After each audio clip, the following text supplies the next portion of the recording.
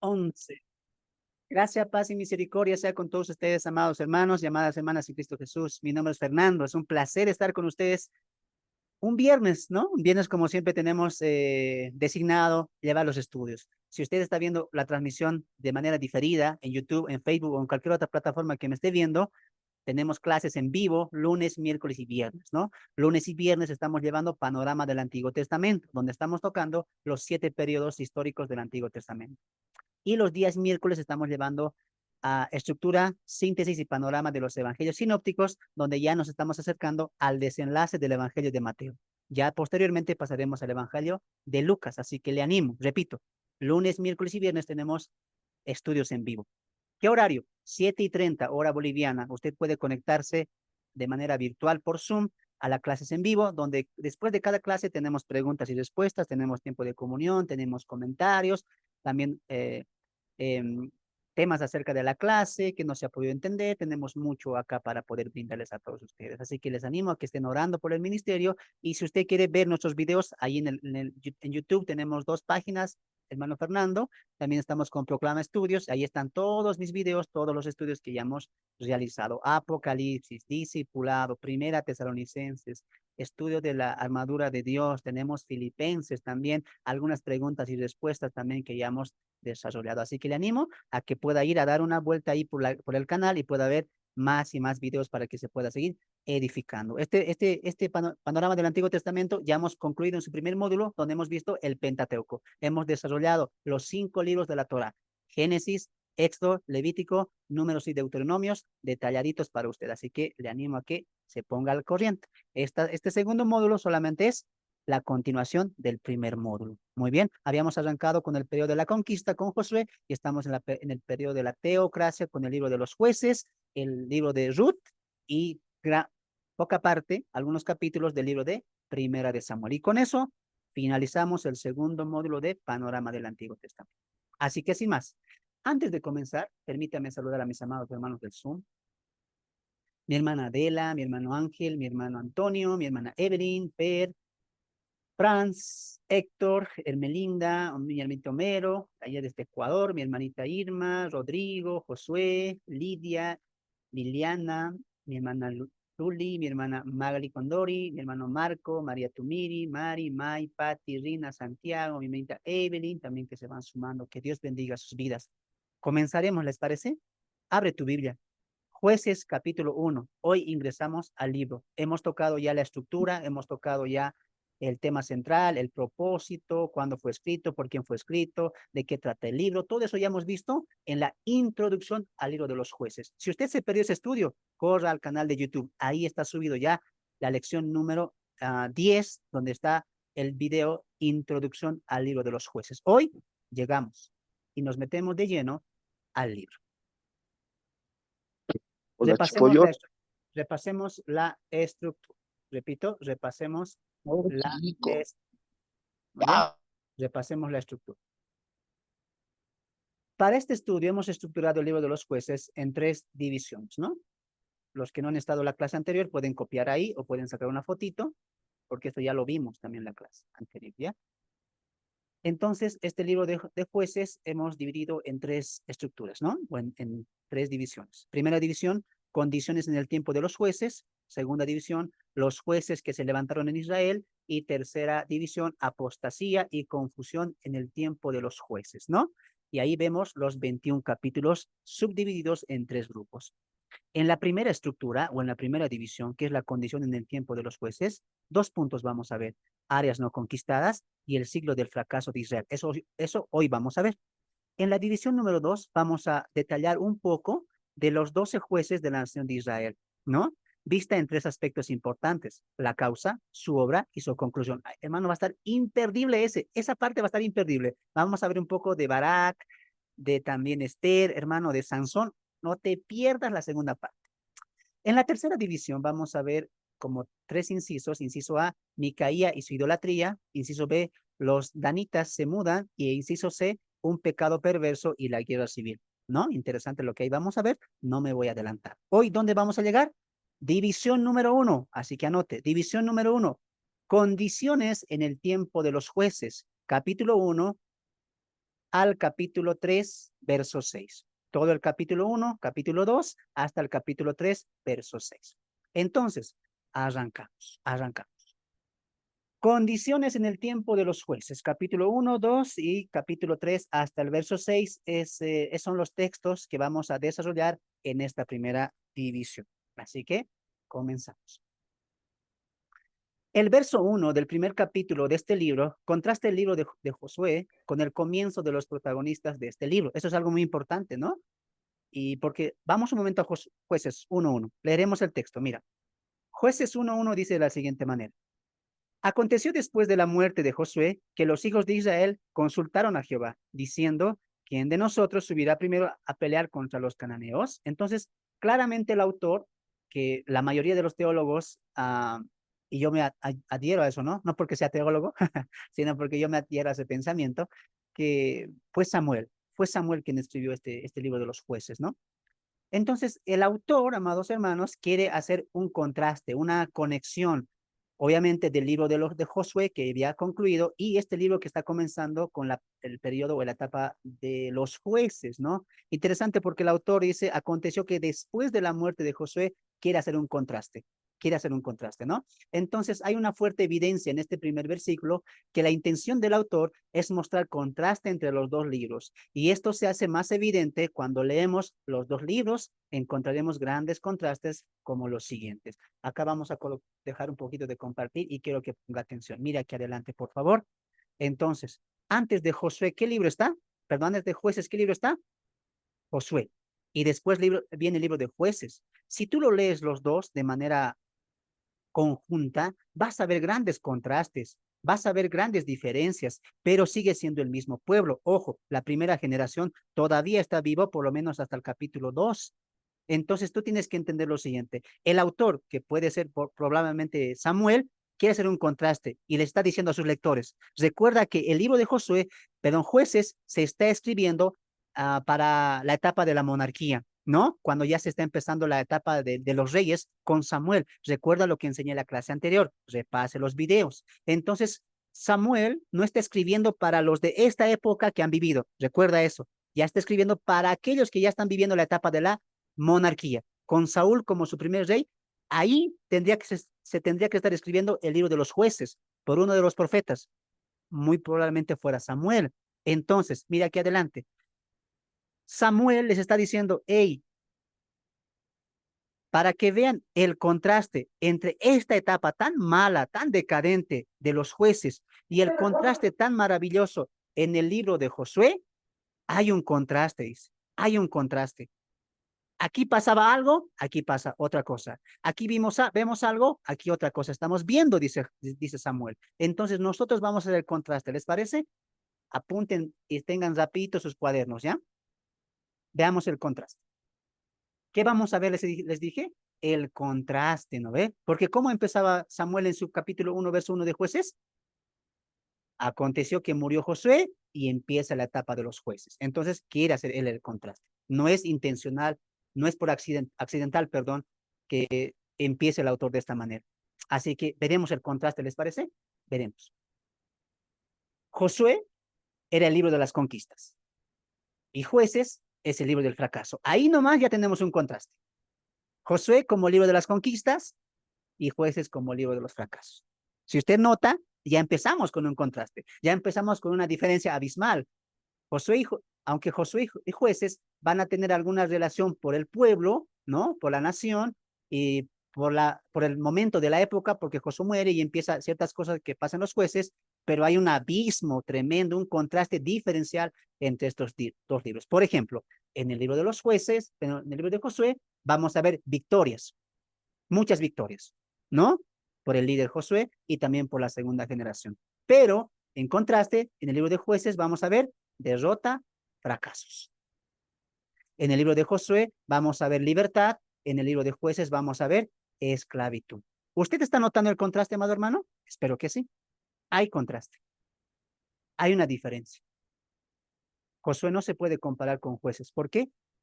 Por la mala generación, por la perversión de esa generación, que ha recaído en todo lo que vamos a ver hoy. Pero ¿qué más? En José vemos una generación de fe. Le creía a Jesús. pero no le creía a Dios. Cumplía las ordenanzas de Josué. Ah, pero en jueces, ¿qué vamos a ver? Incredulidad. No quieren obedecer. Son rebeldes, son tercos, son obstinados, son vanagloriosos. Se han envanecido en la etapa de los jueces. Hay contraste, amados hermanos. ¿Qué más? En Josué había obediencia y en jueces desobediencia es lo que radica más. En Josué ve, el pueblo tenía una visión celestial para cumplir las ordenanzas y también los designios que Dios había designado por medio de promesas a sus patriarcas. Pero en jueces, ¿qué vemos? Un énfasis terrenal.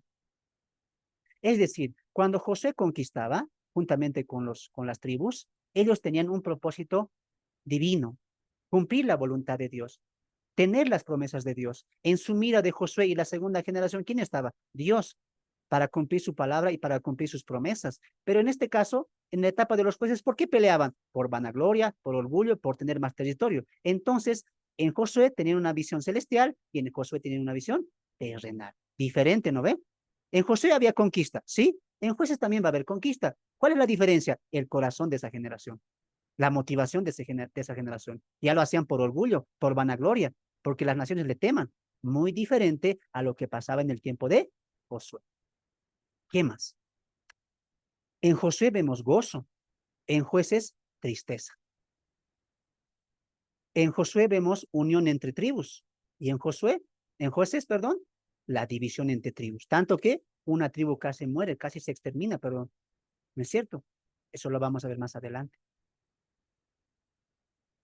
En José vemos un líder fuerte, un líder eficaz, un líder de acuerdo al corazón de Dios.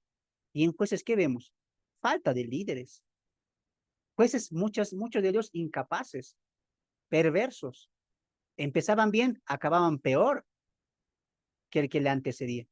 No había un liderazgo. Recuerde que lo que vimos en la introducción, no había un líder único para el pueblo, como lo era Josué. Aquí ya cada uno tenía su líder, eran autónomas las tribus, algunos jueces se van a levantar para ciertos lugares y regiones específicas, pero no vemos un líder unido, ¿no? Para todas las 12 tribus, a diferencia de lo que pasó en el libro de los jueces. Entonces sí vemos un contraste, sí vemos una diferencia abismal entre el libro de los jueces y el libro de Josué. Ahora entiende por qué el autor va a empezar, ¿no? Y murió Josué y empezó todo esto, va a decir, ¿no? Entonces es muy importante entender eso, amado hermano. Hay un contraste. Por eso usted lea Josué y usted se va a decepcionar como alguien, ¿no? Wow, qué lindo empieza Josué, victorias, esa fe de esta segunda generación, los elementos recordatorios, la vida de Josué y cómo les encarga a ellos y ellos cómo están obedeciendo a Dios, el pueblo se está alegrando y Dios les da paz. Pero la historia avanza y llegas a los jueces, te decepcionas, ¿sí o no? ¿Por qué este pueblo es tan terco? ¿Te das de cuenta que está yendo históricamente al fracaso en el libro de jueces? Inciso A, áreas no conquistadas. Después de haber visto un poquito del versículo 1, que nos contrasta el libro de Josué y el libro de jueces, hemos visto un contraste abismal en cuanto a la historia de la nación de Israel y el trato para con Dios. Vamos a entrar a este inciso. Áreas no conquistadas. Áreas no conquistadas. El más grande problema que tendría Israel y que le llevaría al fracaso, ¿no? A la nación de Israel, fue que tenía muchas naciones habitando en medio de ellos. Esto por falta de conquista, pero también por permisión de ellos. En esta primera división tocaremos puntos importantes del capítulo 1. Entonces, si hemos colocado al libro de jueces o jueces como el libro de los fracasos, el libro de la derrota, donde no había fe, había incredulidad, eran tercos, la pregunta es, ¿pero por qué surge todo esto? Porque hasta cierta parte del capítulo 2 estamos tratando todavía con la segunda generación. Josué sí había muerto, pero todavía estaban los ancianos que precedían a Josué. Se estaban conquistando ciertas partes de Canaán aún, de la muerte de Josué. Caleb todavía seguía vivo. Ordena a Otoniel para que pueda conquistar la tierra que Moisés le había jurado a él. Entonces, uno se pregunta, pero ¿cómo empieza todo esto de la decadencia? ¿Cómo empieza esto del fracaso de Israel? Porque venía de conquista en conquista y las naciones le temían. ¿Y cómo pasa a hacer esto? Entonces, el motivo más grande que va a causar este fracaso, y eso quiero que lo anoten o lo subrayen ahí, es que ellos van a dejar habitando en medio de ellos a muchas naciones cananeas. Uno, porque algunas sí van a ser fuertes para ciertas tribus, ojo. Y dos, porque también le van a permitir, van a ser muy permisivos con ellas para que se queden. Les van a decir, bueno, quédense, pero hay una condición, van a decir, ¿no? Esa condición lo vamos a ver después. Entonces, si podríamos definir en un evento o en un motivo el comienzo del degrado, el fracaso de Israel, en esta parte de los jueces, es que habían permitido que las naciones cohabiten juntamente con ellos. Ese fue el causa, y lo vamos a ver después el por qué. Por lo tanto, había áreas que no estaban conquistadas. Recuerda que Josué no conquista ni siquiera la mitad de la tierra prometida. Quien llegaría a más, a la mitad y algo más, sería David. Por lo tanto, falta mucha, pero mucha tierra por conquistar. Y en las tierras aún estaban habitando naciones cananeas. Muy bien. Entonces, en este punto vamos a tocar aspectos importantes del capítulo 1. Número 1, la historia de Adoni-Besec, que es el rey de Besec, y la conquista de más territorios cananeos solo es muestra del control de Dios, quien aún estaba sustentando la victoria de su pueblo, pero también una muestra de que Dios no olvida la maldad de una nación, incluso de una persona como el rey de Besec. Dios hará llegar su justicia tarde o temprano en la vida de una persona que hizo mal a otro, ¿no? Interesante la historia porque ya Josué muere y vamos al capítulo 1, las naciones se reúnen, las tribus, perdón, y se acercan al templo y le consultan a Jehová. Y Jehová pone por cabeza a la tribu de Judá. Y note que ahí ya está viendo una individualidad, una individualidad de tribus, ¿no? Como que cada tribu iba a atacar a cierto lugar, se apoyaban con algunas tribus más, pero no había tanto una unidad, ¿no? Aunque Dios ya había colocado como cabeza a Judá por tribu para atacar a las naciones cananeas, pero aún así estamos viendo que poco a poco va a ir mermando esa unidad hasta llegar al capítulo final de Jueces, donde se va a ver que ya no va a haber unidad de las tribus. Ahora, interesante porque cuando llegamos al capítulo 1 vemos la historia de este rey, ¿no? Adonibesec, ¿no? Que es rey de Adoní, significa rey, ¿no? Rey de Besec que huyó. Y específicamente el verso 7, escuche lo que dice, 1:7. Entonces dijo, vamos a leer desde el 6, mas Adonibesec huyó y le siguieron y le prendieron y le cortaron los pulgares de las manos y de los pies. Algo que uno diría, pero ¿por qué hicieron esto? ¿No? Interesante. Alguien que diría, por qué hicieron esto con este hombre? Pero mira lo que el verso 7 dice. Entonces dijo este mismo rey, 70 reyes, cortados los pulgares de sus manos y de sus pies, recogían las migajas debajo de mi mesa, ¿no? Como yo hice, así me ha pagado Dios. Entonces, este mismo rey reconoce la maldad, ¿no? Y eso es algo que tenemos que ver en el principio de los jueces y en la etapa también de la conquista, incluso con Moisés, porque veíamos constantemente que había la pregunta, ¿no? Pero ¿por qué Dios envía a matar a los niños? ¿Por qué Dios envía a matar a las mujeres, a los que están todavía en pecho? O sea, ¿por qué Dios enviaba a matar tanto? Y no tenía esa compasión.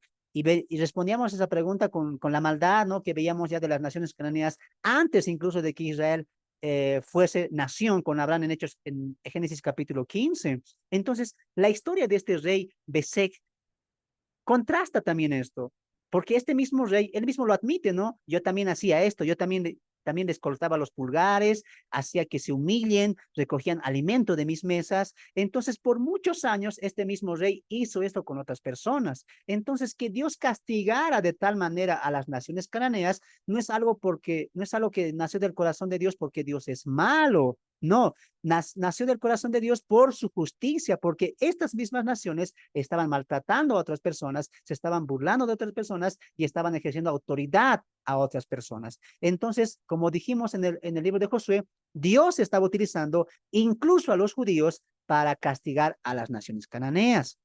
Entonces, la muerte de este rey Basac de esta manera, como lo hacen los judíos, es una muestra de que Dios tarde o temprano va a hacer llegar su justicia. Por eso, ¿qué dicen los mandamientos? Ama a tu prójimo, ¿no es cierto? Como a ti mismo, ¿no? No matarás, dice el mandamiento de Éxodo capítulo 20. Y obviamente estas naciones, juntamente con sus reyes, habían quebrantado el mandamiento de Dios, haciéndose dueños incluso de la propia vida.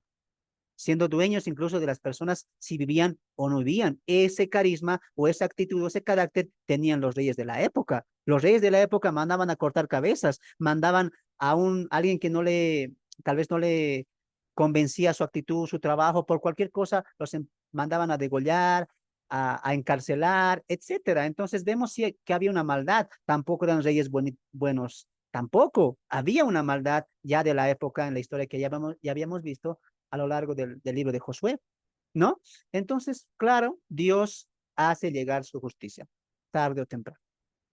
Qué interesante porque a Dios no se le olvida ni siquiera mínimos detalles, ni siquiera mínimos detalles.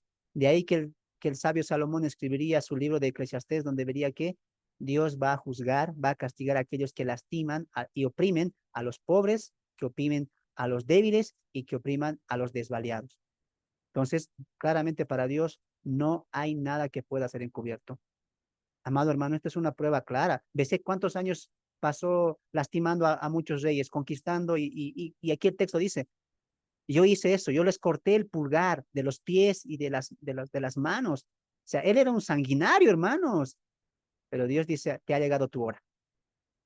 Pensaste que ibas a escapar del juicio. Pensaste que lo que hiciste a los demás, nadie se te iba a tomar por justicia. Ah, muy bien. ¿Qué crees? Llegó el Dios, el justo, el que hace justicia. Como tú has hecho, así también se te hará a ti. Lo que has sembrado, eso estás cosechando. Wow.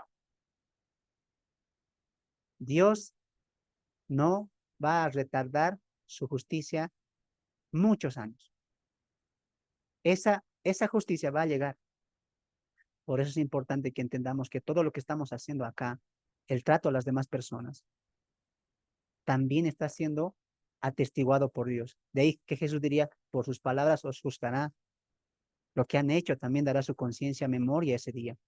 Es importante por eso vivir una vida justa. Como diría Jesús, no hagan, como diría, utilizando el pensamiento de la época, ¿no? No hagas a otros lo que no quisieras que te hagan a ti. Es importante vivir pensando siempre en el prójimo. ¿Eso cómo se llama? Empatía. Cosa que estas naciones cananeas no tenían. No tenían. Avanzamos.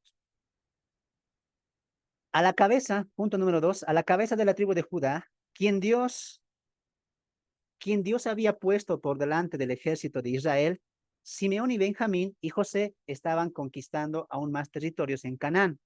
También se resalta la victoria de Otoniel.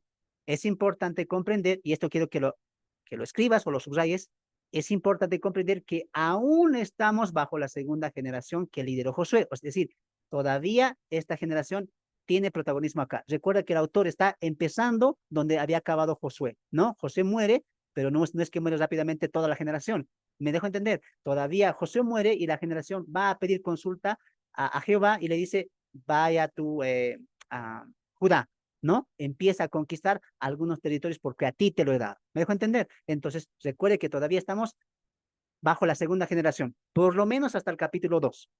Ahí seguimos con la segunda generación, incluido Otoniel. Entonces, sí está habiendo conquistas. Sí, Dios está permitiendo que se sigan conquistando naciones de Canaán.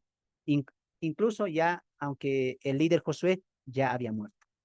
Ahora, es importante comprender que aún estamos bajo la segunda generación que lideró Josué. La diferencia es que ya no hay un líder. Esto es clave, hermanos. Esto es clave para entender el capítulo 2, 11 para adelante. Ya no hay un líder específico, las tribus se están moviendo por autonomía. Esto quiero que lo entiendas. Se están moviendo por autonomía y compañerismo propio, siendo Judá la tribu guía. Ahora, si tú notas, amado hermano, yo sé que tú lo has leído, espero que sí, tú vas a ver que siempre hay como una relación solamente de amistad. Es decir, que Judá se llevaba más bien con Rubén, Benjamín con José. Entonces, las tribus se están manejando solas. ¿Me dejo entender? Se están manejando solas, individuales. Si tal tribu se llevaba con tal tribu, las dos se unían y empezaban a atacar. Así va a empezar la etapa de los jueces, con una individualidad de autoridad en las tribus. Ya no hay una cabeza, ya no hay un líder al que todos están obedeciendo. Josué ya había muerto. Muy bien, pero aún así, ¿Dios qué les está permitiendo? Aún siguen conquistando naciones en Canaán. Muy bien. Los siguientes versos muestran que algunas tribus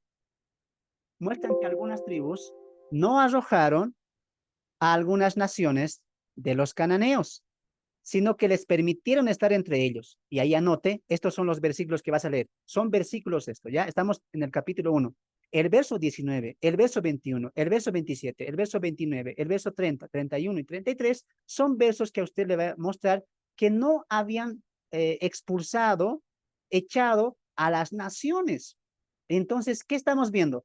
Por un lado, la nación, las tribus están conquistando, pero a la misma vez están dejando naciones entre ellos. Por eso te dije, la causa que llevaría a la derrota completa y al fracaso de Israel es que ellos han dejado naciones juntamente con ellos. ¿Qué naciones, amado hermano? Vamos a ir con calma y si usted gusta, lea esos versículos, ahí se le va a aclarar qué tribu, por qué no le echó. Y ahí va a decir, ¿no? Manasés no arrojó, Zabulón no arrojó, Aser permitió, entonces va a hablar un poco de las tribus. ¿Me dejó entender? Ahora, pero ¿cuál fue la causa? ¿No? ¿Cuál fue la causa? Israel se había envanecido, y eso es algo importante porque uno se pregunta, ¿no? ¿Por qué no les expulsó? O sea, ¿por qué no les expulsó?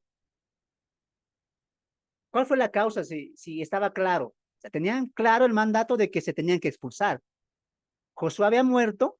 Ahora, qué interesante porque el autor empieza de esa manera y dos veces va a citar la muerte de Josué, ¿no? En el capítulo 1:1 y en el capítulo 2, verso 6, el autor va a volver a citar la muerte de José. Y uno se pregunta, pero ¿por qué lo vuelve a mencionar dos veces? Recuerda que el autor no está queriendo ser tanto cronológico, está queriendo impactar a su audiencia de cómo han llegado a esa etapa y por qué el fracaso anterior de la etapa de los jueces. No olvides que no está escribiendo para nosotros, está escribiendo para ellos, para los que están viviendo la etapa de la monarquía con Saúl. Les está explicando, les está contando, narrando cómo es que llegaron a tener un rey y producto de que más de 430 años pasaron la etapa del fracaso con la etapa de los jueces. Recuerda siempre eso. Por lo tanto, aquí el autor no quiere ser cronológico, quiere ser histórico. Quiere contarles cómo pasaron las cosas y la causa primordial del fracaso de la etapa de los jueces. Entonces, interesante porque el autor dos veces cita la muerte de Josué, aludiendo a esta verdad. ¿Cuál verdad? Que si Josué hubiera estado vivo, no hubiera perdonado a las naciones. Como estas tribus sí lo han hecho. Ellos sí han permitido que estas tribus habiten entre ellos. Y la pregunta era, ¿cuál fue la causa? ¿Por qué ellos habían hecho eso? Si estaban conquistando, si estaban gobernando, si Dios les estaba entregando las naciones en sus manos. ¿No es cierto? Y la respuesta es, Israel se había envanecido. Voy a pedir a mi hermana Patti que aliste Jueces, capítulo 1, verso 20, no, 28, mientras leo esta parte, ¿ya? Jueces 1:28. Israel se había envanecido con tantas victorias que había olvidado que era Dios quien le estaba dando las victorias. Y se atribuyó la victoria a sí mismo y se envaneció sintiéndose superior y maltratando a los cananeos. Qué interesante. Mira, porque ya en el capítulo 1, verso 2, ya Jehová le había dicho, ¿no? Yo les voy a entregar las naciones, a ti Judá te las entrego, no van a prevalecer, tú las vas a conquistar. Entonces claramente estamos viendo quién está dando la victoria, pero mientras están avanzando las campañas de victoria, de conquista, este pueblo ya se está empezando a envanecer. Se está atribuyendo las victorias. Interesante porque vamos a poner un ejemplo. Mira, por ejemplo, las naciones cananeas que ellos estaban conquistando, en un punto de la historia sí estaban arrasando con todo, el campamento, las mujeres, los hombres, los soldados, etcétera. Pero llegan a un punto de la historia cuando dicen, podemos sacar provecho de esto. ¿Por qué hacen esto? Porque se han envanecido. ¿Y cuál es el provecho que van a sacar? Mire el verso 28. Y este texto es clave para entender por qué actúa así este pueblo. Jueces capítulo 1, verso 28. Adelante, amada hermana Pati, ayúdame. Amén. Cuando los israelitas se hicieron fuertes, lograron imponerles tributo, pero no los expulsaron. ¿Qué habían hecho los judíos? Los israelitas, ¿qué le habían puesto por condición? Yo me imagino que las naciones le decían, alto, Judá, un ejemplo, ¿no? Tribu de Judá, queremos vivir, queremos estar todavía vivos. Reconocemos que son fuertes y los israelitas, claro que somos fuertes. Somos un ejército fuerte. Y seguro, me imagino yo, han debido pensar, ¿no? ¿Qué hacemos con estos? ¿Qué tal si nos pagan tributos? ¿Qué tal si nos pagan impuestos?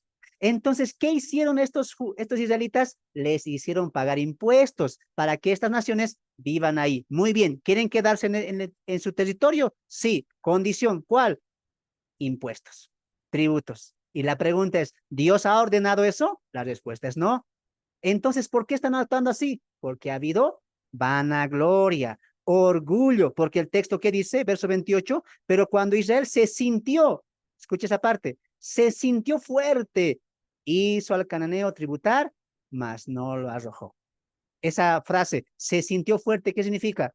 Se han vanagloriado, se han vuelto orgullosos, y por culpa de ese orgullo, no saben lo que va a acontecer más de 410 años de historia, Israel va a fracasar en todo sentido.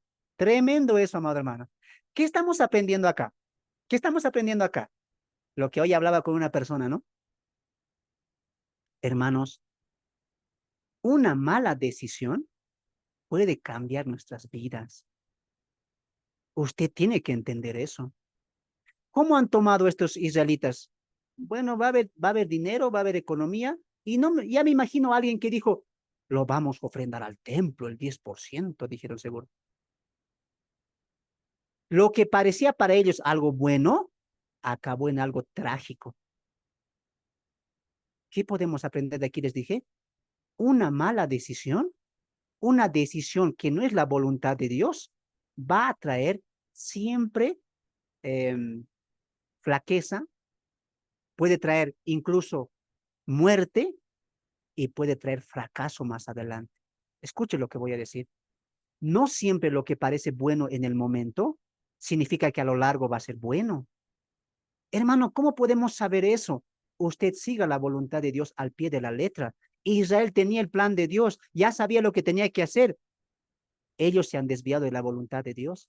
En ningún momento Dios les dijo, si hay oro, si hay piedras preciosas, y si quieren guardar sus vidas, les hacen pagar tributo. ¿Quién dijo eso? Nunca Dios dijo eso. Eso salió del corazón de estos hombres que estaban siendo llevados por su orgullo, por su vanidad. Y muchas veces nosotros tomamos decisiones así, por nuestro orgullo, por nuestra vanidad, porque pensamos, esto nos conviene, pero la pregunta es, ¿va a convenir a la siguiente generación? La decisión que tú estás tomando como papá, como mamá, ¿conviene a la generación que te va a seguir? Cuidado, repito, una mala decisión puede cambiar tu vida, puede cambiar tu familia y puede cambiar o la generación que viene después de ti. Hermano, para no caer en esto, ¿qué tengo que hacer? Tener sabiduría, paciencia. No tome decisiones apresuradas en el momento. Cuidado. Dios dice, acá no, con los cananeos no se metan. Aléjense de ellos, expúlsenlo, échenlos, bótenlos. ¿Por qué, Dios? Porque son paganos. Porque me han ofendido más de 450 años con su idolatría, con su paganía, con sus actos inmorales. ¿Y ustedes se dan la mano con ellos? Ustedes mismos están causando su propia ruina, diría Dios. Cuidado ustedes de así. La Biblia es clara. No unáis a yugo desigual, porque ¿qué comunión hay luz con la tiniebla? ¿Qué comunión Dios con Belial? Cuidado ustedes dando el codo, la mano con el enemigo. Escuche lo que voy a decir antes de continuar, porque esto es muy importante, hermanos. Una vez se me acercó una persona y me dijo, hermano, estoy recibiendo bendición de Dios. Así le dije, qué bendición. Te cuento que en mi trabajo me han aumentado el sueldo al doble. Qué bien, hermano. Qué bueno. Solo que tengo que perderme por un año. Voy a ir a trabajar y ese sueldo incluso va a ser una gran bendición para mi familia. Dios me ha bendecido. Escuche lo que voy a decir. Ponga atención, hermano. No siempre la bendición viene de Dios.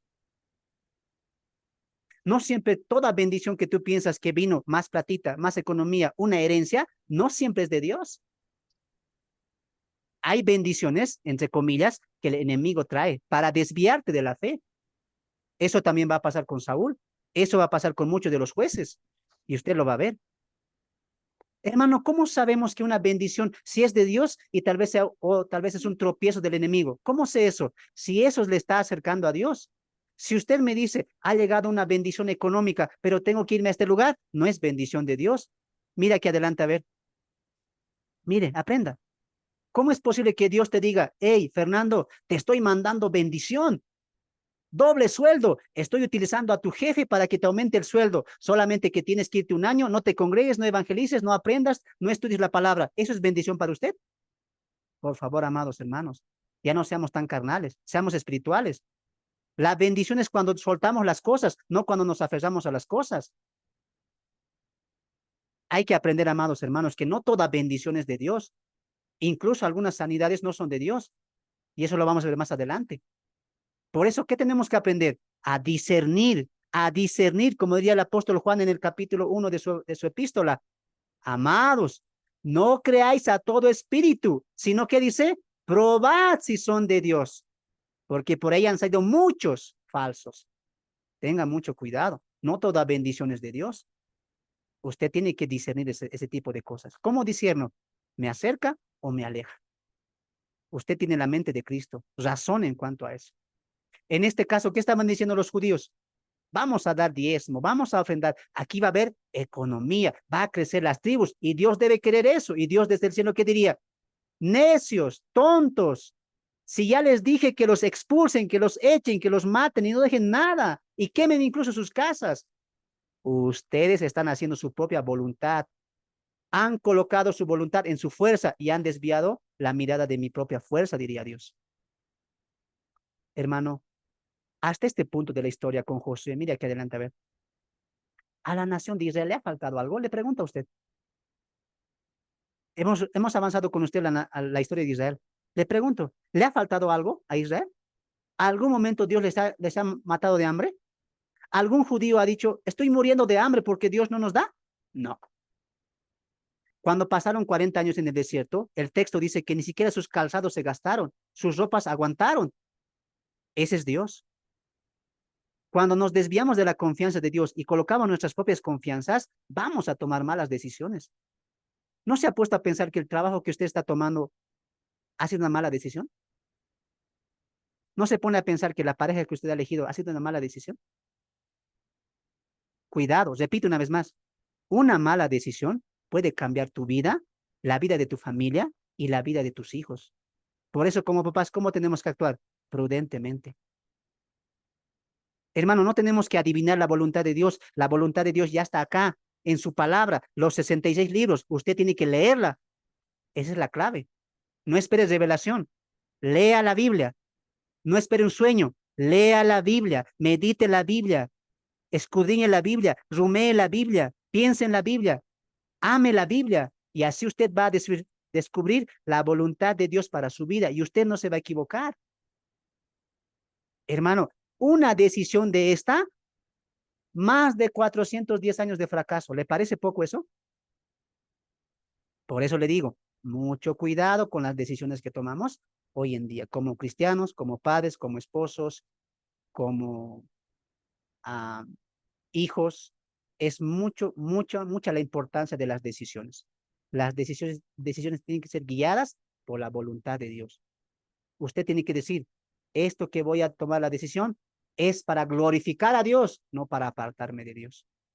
Medite, medite en cómo está su vida ahora. Tal vez ese trabajo le está afectando, hermano. Confíe en Dios. Pero hermano Fernando, voy a ganar un poco menos.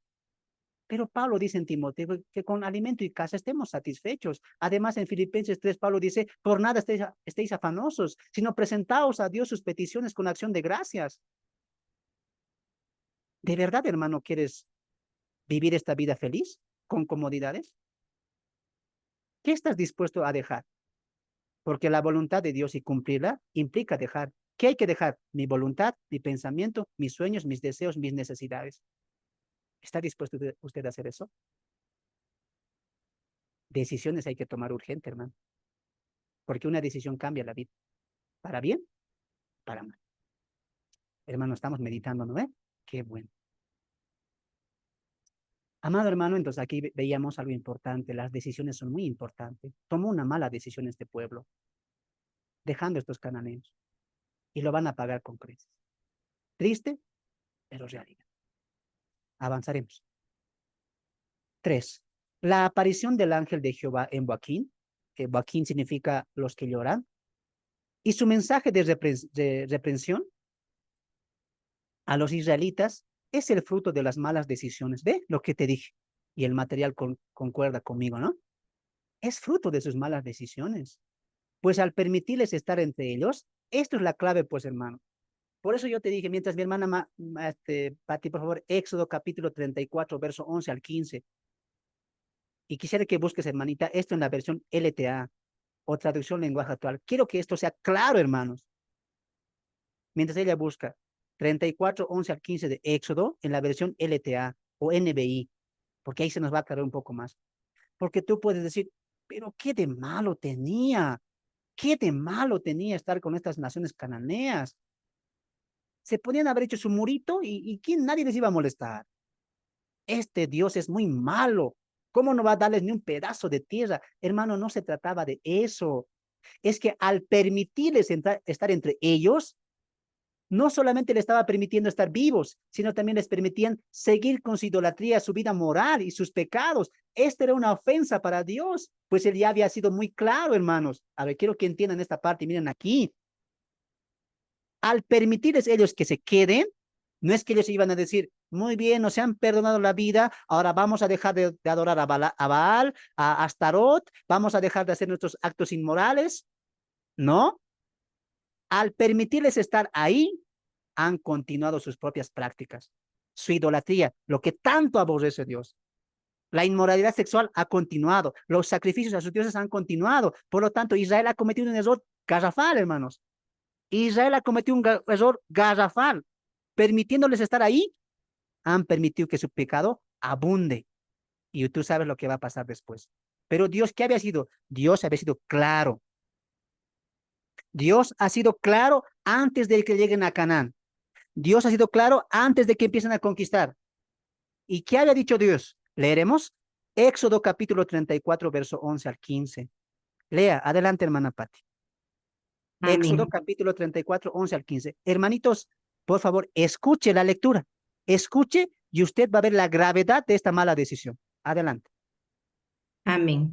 Por lo que a ti toca, cumple con lo que hoy te mando. Echaré de tu presencia a los amorreos, cananeos, hititas, fereceos, heveos y jebuseos. Ten mucho cuidado de no hacer ningún pacto con los habitantes de la tierra que vas a ocupar, pues de lo contrario serán para ti una trampa. Derriba sus altares, haz pedazos sus piedras sagradas y sus imágenes de la diosa Acera. No adores a otros dioses porque el Señor es muy celoso. Su nombre es Dios celoso. No hagas ningún pacto con los habitantes de esta tierra porque se prostituyen por ir tras sus dioses y cuando ofrezcan sacrificios a esos dioses te invitarán a participar de ellos. Amén, gracias. Subraya la palabra ahí en la Reina Valera o en la versión que leyó mi hermanita, pacto. Hermano, no era solamente estén ahí tranquilos, tú por tu lado, yo por mi lado. Dios se lo ha tomado en serio, porque ellos han hecho una alianza, hermanos. Por eso hay que entender un poco el contexto y el trasfondo de lo que está pasando en la época, y lo que Dios ya había hablado en la Torá. Dios le ha dicho, no van a hacer pacto. ¿Y qué crees que han hecho? Pacto. Hermano Fernando, yo no veo que han hecho pacto. Yo veo que les han dejado estar ahí un tiempito, nada más. No, han hecho pacto. ¿Te lo compruebo? Jueces capítulo 2. Jueces capítulo 2. Cuando el ángel de Jehová se les aparece en Boaquín, tremenda la exhortación que les va a dar el ángel de Jehová. Y ahí el ángel, ¿qué va a decir? ¿Por qué han hecho pacto? ¿No han leído Éxodo 34, 11 al 15 ustedes? ¿Por qué han hecho pacto? ¿Qué hicieron? Han hecho alianza ustedes con estos pueblos cananeos. ¿Escucharemos? Hermana Patti, Jueces capítulo 2, verso 1 al verso 2. Escuche lo que el ángel de Jehová les va a reprender. Adelante. Amén. El ángel del Señor fue de Gilgal a Boquín y les dijo a los israelitas, yo los liberé de Egipto y los llevé a la tierra que prometí dar a sus antepasados. Cuando les dije, nunca anularé mi pacto con ustedes, mientras no hagan pacto con los que habitan en esta tierra, gente que tiene altares que ustedes deben destruir, pero ustedes no me hicieron caso. ¿Por qué no lo han hecho? Muy bien, gracias. El verso 2 en la Reina Valera dice, con tal que vosotros no hagáis pacto. La hermana que dijo, alianza. ¿Y han hecho eso? Sí, han hecho esa alianza. Les han permitido estar con sus dioses, con su pecado, con su inmundicia, con su idolatría. Es como que Israel dijo, no nos importa. Con tal que ustedes paguen tributo, no importa. Sigan nomás con su adoración a Baal. ¿A quién más? ¿A Astarot? Ah, no, sigan. Ustedes, única cláusula, ¿cuál es?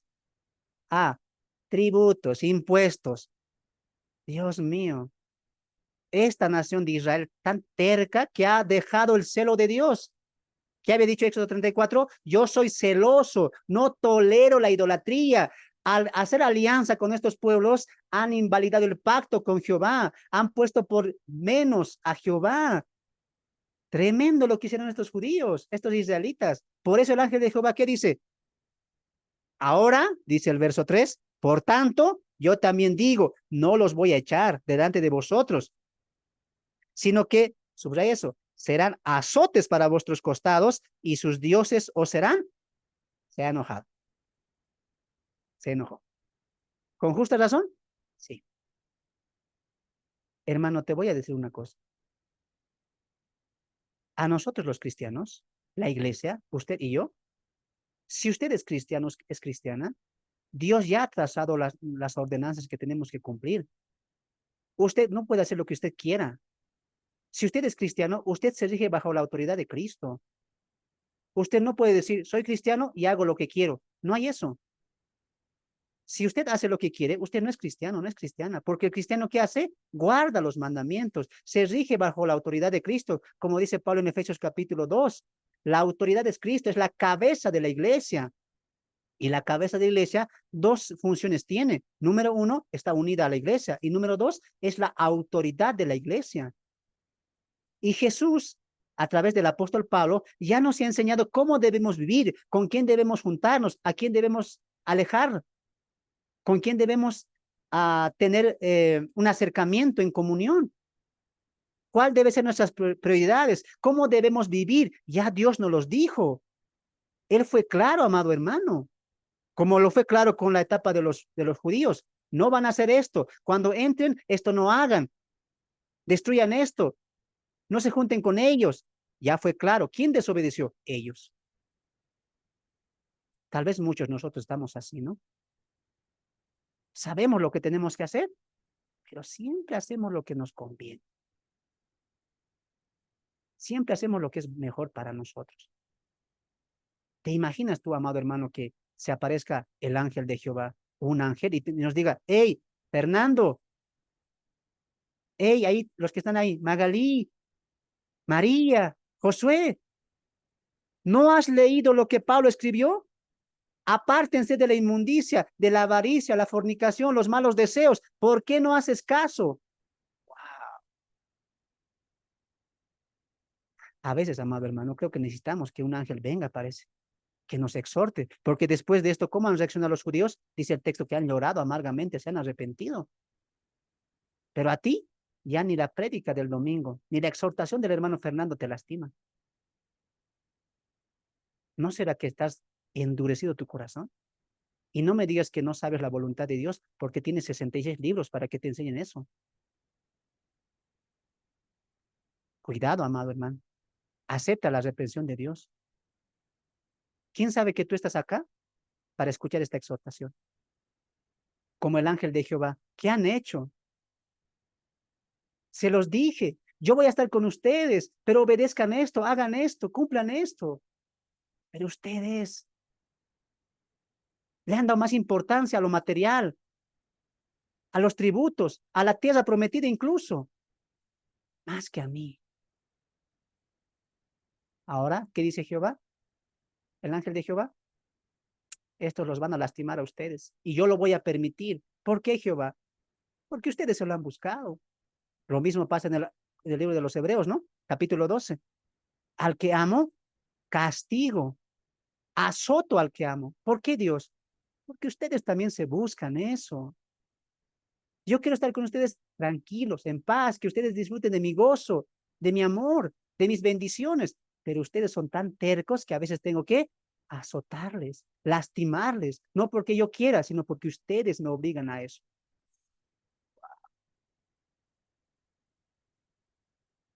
¿Cómo usted va a cumplir la voluntad de Dios? ¿A la buena o a la mala? Hermano, cumplamos a la buena. Obedece por amor, obedece por fidelidad a Dios. Ya no te equivoques más, no te equivoques más. Tal vez hoy Dios no está hablando como ahora con el ángel de Jehová, literalmente, pero ¿te imaginas lo que está pasando en el cielo? Escucha lo que voy a decir. Todo lo que estamos viviendo nosotros acá y las faltas que cometemos, aunque en aquí no se sepa por muchos y solamente por ti, en el cielo se sabe. Aunque en este mundo no hay un escándalo, en el cielo lo hay.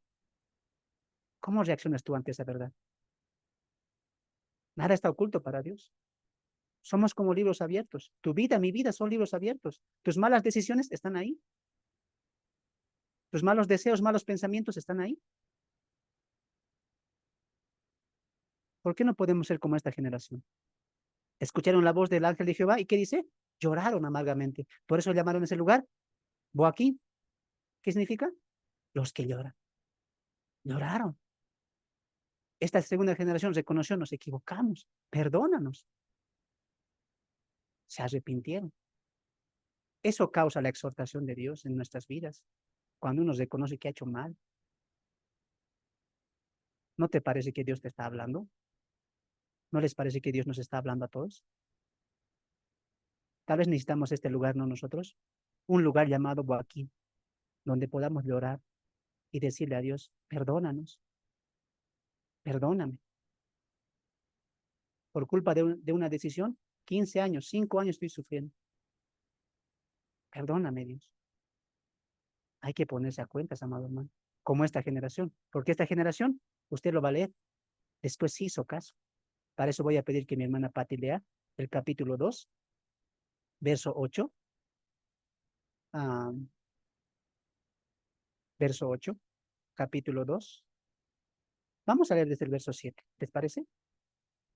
Mejor desde el 6, hermanito, para mejor comprensión. Jueces capítulo 2, verso 6 al verso 9, perdón, al verso 8. Escuche lo que dice el texto. Y usted va a ver, hermano, ¿qué pasó con esta generación? ¿Se arrepintió? ¿Qué pasó? ¿Eran tercos? A ver, ¿qué pasó? Que continúe la historia, que nos diga la hermana. Jueces capítulo 2, verso 6 al verso 9. Adelante, hermano. Amén. Josué despidió al pueblo de Israel, y cada uno fue y tomó posesión de su heredad.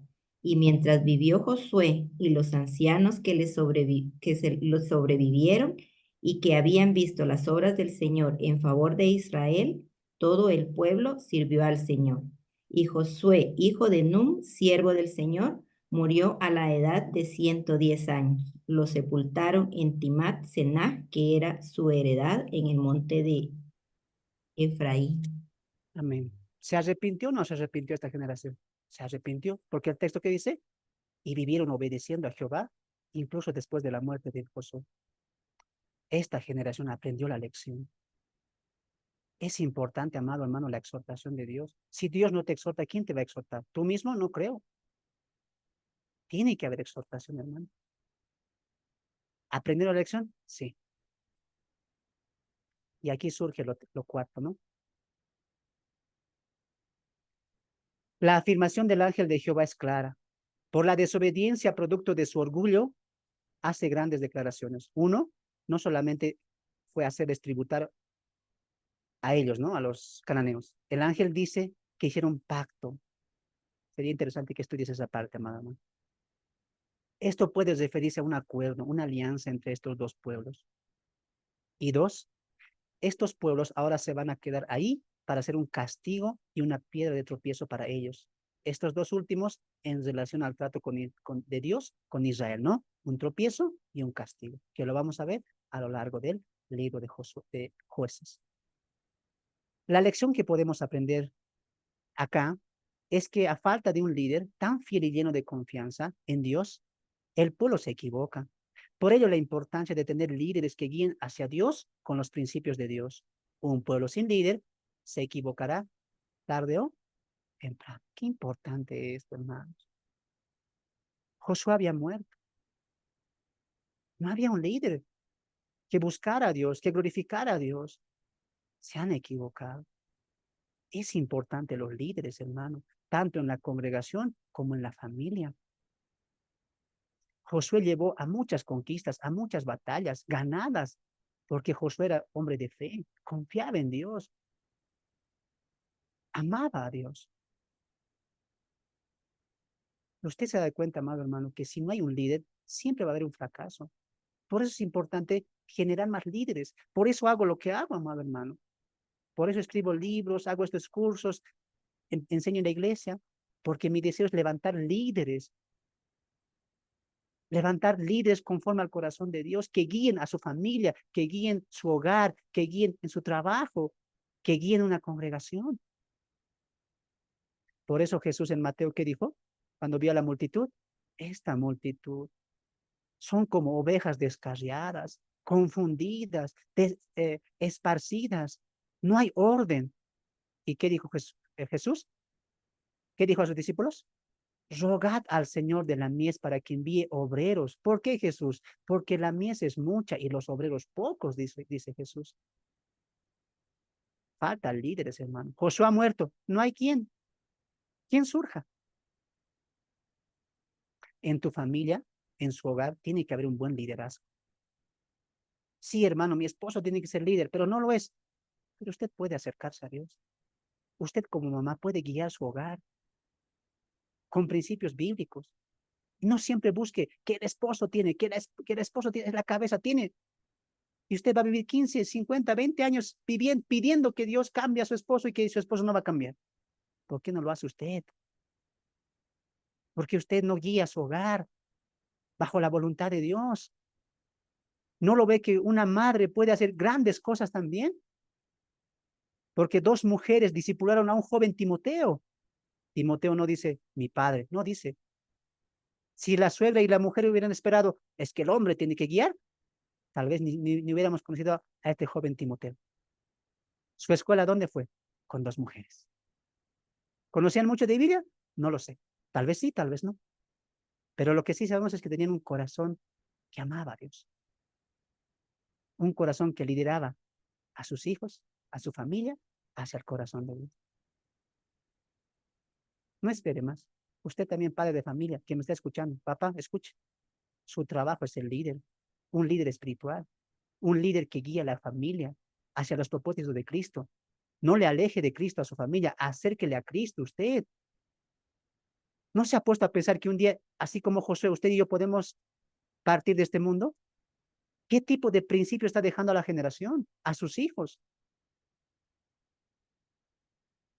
Cuando no hay un líder, el pueblo se equivoca, los hijos se equivocan. Es importante que entendamos eso. Si usted está liderizando un hogar, ya es padre de familia, tiene una congregación, lidera un grupo, llévelos conforme al corazón de Dios. Sea como Josué, un líder que amaba y servía a Dios hasta lo último de su vida. Importante es. Qué interesante, amado hermano. Avanzamos. Los versos 6 al verso 10 del capítulo 2 serán claves para la trama, que se seguirá de acá en adelante. Mientras voy a pedir a mi hermana Pati que aliste el verso 10 del capítulo 2, porque tiempo después muere toda la segunda generación también, pero se levantará otra generación que no conocía a Jehová. Escucharemos el texto y de aquí arranca la decadencia, hermano. ¿Qué habíamos visto hasta acá? La primera generación estaba viva, han hecho lo que han querido, se han envanecido, han cometido un error. Nadie niega eso. Se han equivocado. El ángel de Jehová aparece y les dice, ¿por qué hicieron esto? y se arrepienten, lloran y dicen, ya no vamos a hacer más. Vamos a esperar la muerte obedeciendo a Jehová.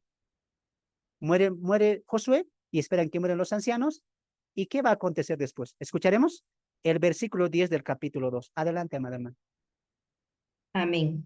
Y murió también toda esa generación y se reunió con sus antepasados.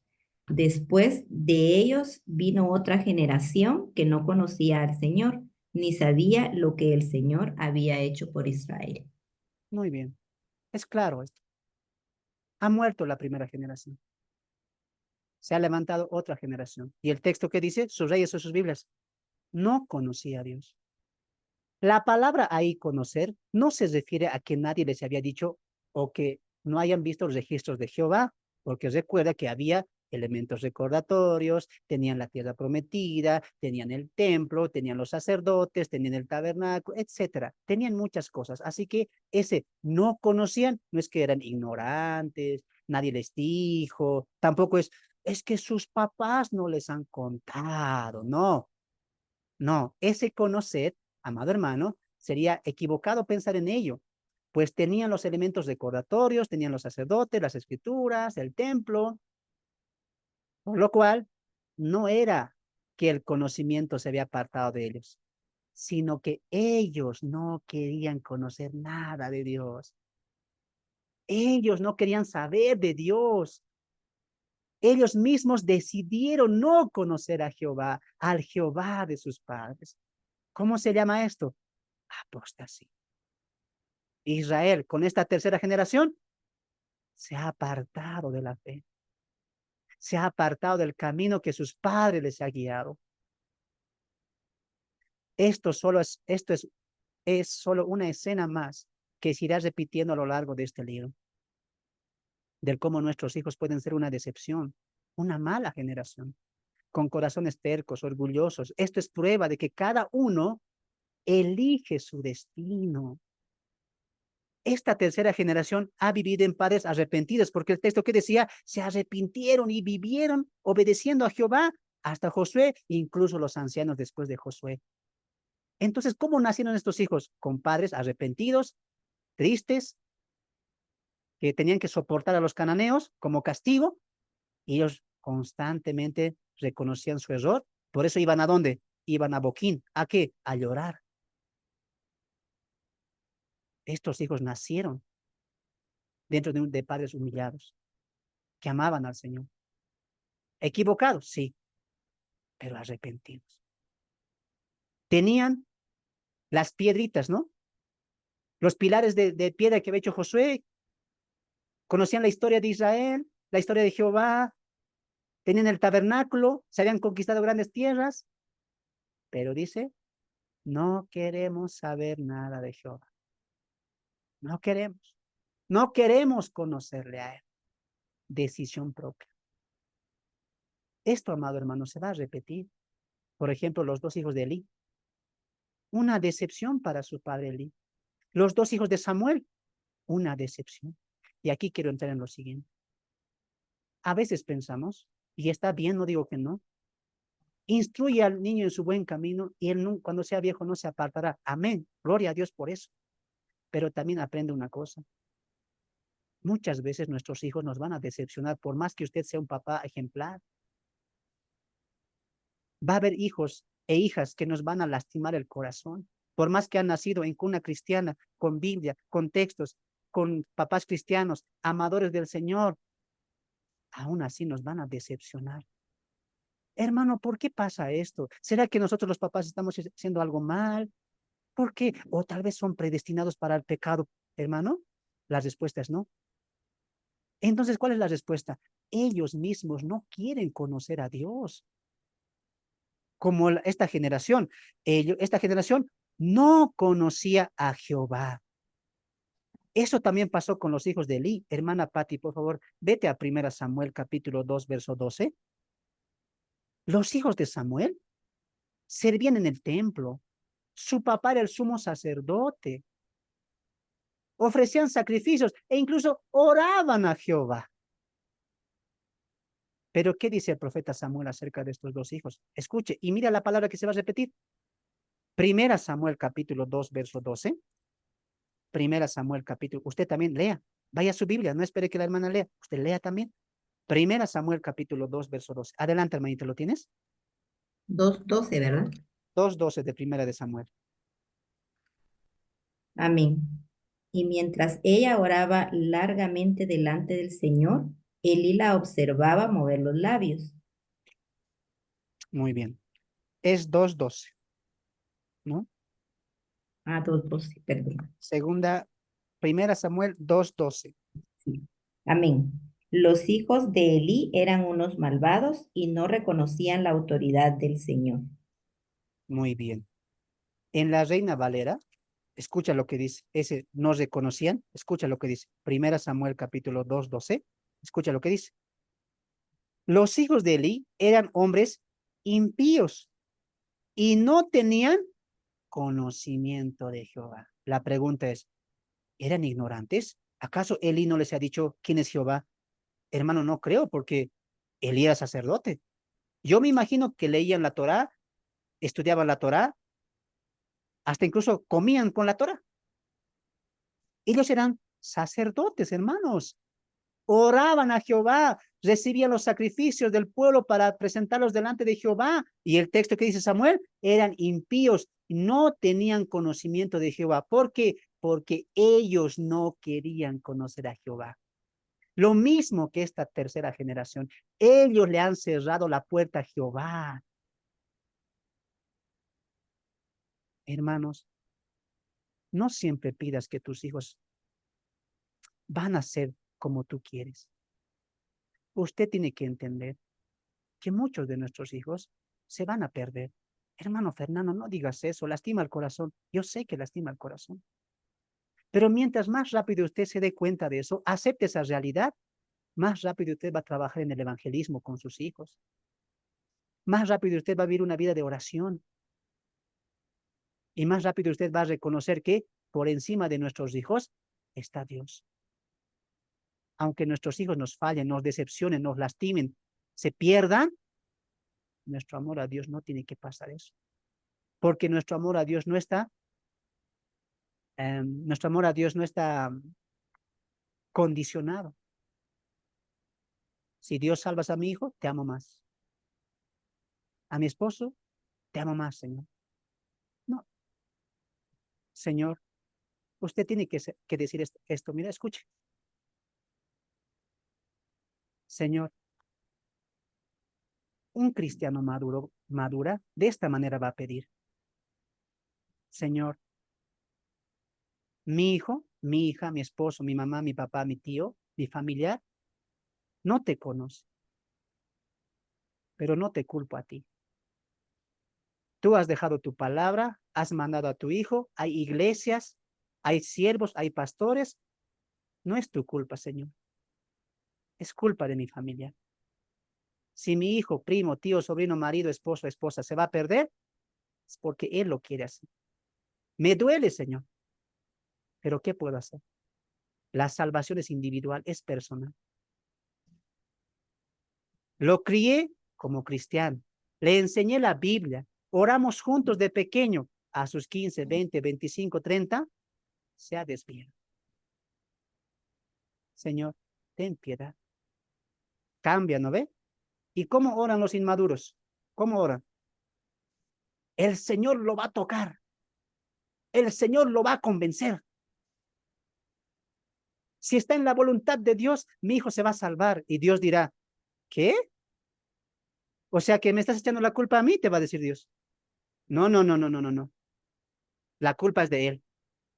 Yo lo busqué, yo lo amé, yo entregué a mi hijo, yo estoy dando tiempo de gracia, le estoy dando tiempo para que se arrepienta. No me vengas a mí con que si es mi voluntad, si yo quiero, en mi tiempo. Escuche lo que voy a decir y aquí maduremos todos. El tiempo de Dios es hoy, es ahora. Por eso Hebreos que dice, si escucháis hoy la voz de Dios, no endurezcáis vuestros corazones porque hoy es el día de salvación. Así que papás, mamás, me incluyo yo, inmaduros, ya no oremos así. El tiempo de Dios, si Dios lo quiere, si está en su voluntad, Dios ha dado todo para que esa vida se salve. ¿Culpa de quién es entonces? De esa vida. ¿Por qué? No quiere conocer a Dios. Pero ahí está una iglesia. No, no quiero saber de Dios, mamá. Pero yo estoy orando por ti. No quiero, estoy bien. Yo, mamá, papá, te acepto tu religión, te acepto tu cristianismo, pero también aceptame a mí. Yo así quiero estar. Estoy bien. Hijos impíos. Hijos que no quieren conocer a Dios.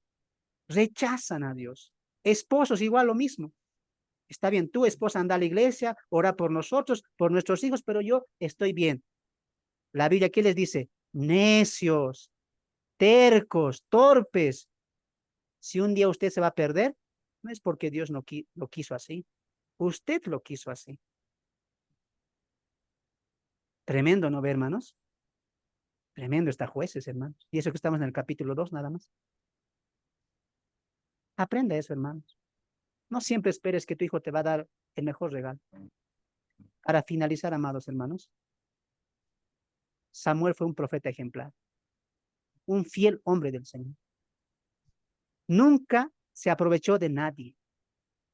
Siempre aceptó de buena gana lo que Dios le había dado en su mano. Nunca buscó provecho Samuel. Fue un hombre ejemplar. Pero sus hijos, de un profeta todavía. Y usted y yo ni somos ni profetas. La maldad, hermanos, también está en el corazón de nuestros hijos. Y muchos de nuestros hijos tienen un corazón mal. Reconozca eso. Ya no llore usted, mamá, papá. Aférrese al Señor Jesús. Confíe en Dios. Viva usted su vida entregando su carga a Dios. Cada uno va a ser responsable de su propio destino. Como usted lo fue, como yo lo fui. Es importante que entendamos eso. Como lo dije, mientras más entiendas que algunos de nuestros hijos nos van a lastimar, usted más va a depender de Dios.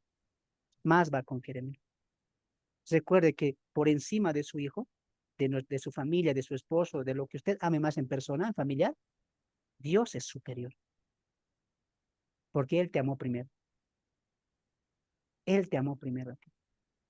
Y eso tú tienes que entenderlo y tenerlo bien, bien claro. Amados hermanos, hasta aquí vamos a leer el día de hoy.